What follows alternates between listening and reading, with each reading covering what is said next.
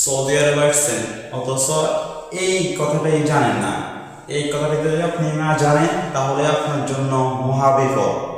যেমন নতুন আসছেন, আরবি ভাষা আপনি জানেন না, কোনো সৌদি আপনাকে জিজ্ঞেস করলো, কোনো কথা জিজ্ঞেস করলো আপনি বলতে পারেন না, বা রাস্তার বাইরে হচ্ছেন পুলিশ আপনাকে ধরছে, আরবি জানেন না, তখন কি বলবেন?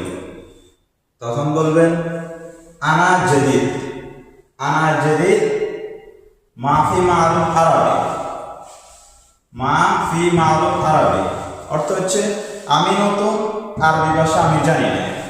এটা বললে আনা জদিদ মা ফি মালুম আরবি, আমি নতুন, আরবি ভাষা আমি জানি না, বাংলা অর্থ এটা।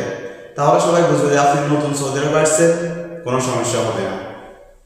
এরকম ভিডিও পেতে আমার এই চ্যানেলটা সাবস্ক্রাইব করুন।